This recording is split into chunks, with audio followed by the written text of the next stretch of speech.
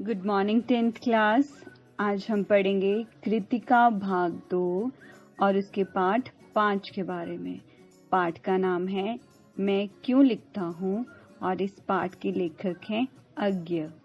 मैं क्यों लिखता हूँ पाठ में लेखक ने अपने लिखने के कारणों के साथ साथ एक लेखक के प्रेरणा स्रोतों पर भी प्रकाश डाला है। लेखक के अनुसार वे अपनी आंतरिक व्याकुलता से मुक्ति पाने तथा तटस्थ होकर उसे देखने और उसको पहचानने के लिए लिखता है। पराया प्रत्येक रचनाकार की आत्मानुभूति ही उसे लेखन के कार्य के लिए प्रेरित करती है, किंतु कुछ बाहरी दबाव भी होते हैं। ये बाहरी दबाव भी कई बार रचनाकार को लिखने के लिए बाध्य करते हैं। इन बाहरी दबावों में संपादकों का आग्रह, प्रकाशन का तकाजा तथा आर्थिक आवश्यकता आदि प्रमुख हैं। लेखक का मत है कि वह बाहरी दबाव से कम प्रभावित होता है। उसे तो उसकी भीतरी विवशता ही लिखने की ओर प्रेरित करती है। उसका मानना है कि प्रत्यक्ष अनुभव से अनुभूति गहरी चीज है। अनुभव तो हमारे सामने घटित एक रचनाकार के लिए घटना को देखकर होता है, किंतु अनुभूति संवेदना और कल्पना के द्वारा उस सत्य को ही ग्रहण कर लेती है जो रचनाकार के सामने घटित नहीं हुआ। फिर वे सत्य आत्मा के सामने ज्वलित प्रकाश में आ जाता है और रचनाकार उसका वर्णन करता है।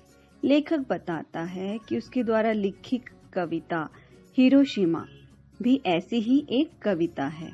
एक बार जब लेखक जापान गया तो वहां हिरोशिमा में उसने देखा कि एक पत्थर बुरी तरह झुलसा हुआ है और उस पर एक व्यक्ति की लंबी उजली छाया है।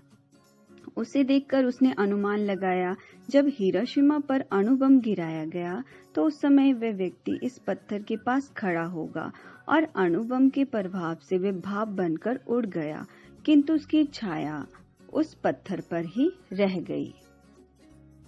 लेखक को उस झुलसे हुए पत्थर ने झकझोर कर रख दिया। वे हिरोशिमा पर गिराए हुए अणु बम की भयानकता की कल्पना करके बहुत दुखी हुआ। उस समय उसे ऐसे लगा मानो वह उस दुखद घटना के समय वहां मौजूद रहा हो। इससे उसके भीतर की व्याकुलता जो पैदा हुई उसके परिणाम के द्वारा ही लेखक ने हिरोशिमा कविता की रचना की।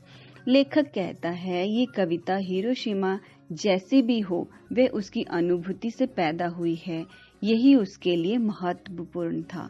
तो ये थी हमारी कृतिका पाठ 5 की मैं क्यों लिखता हूँ का सार।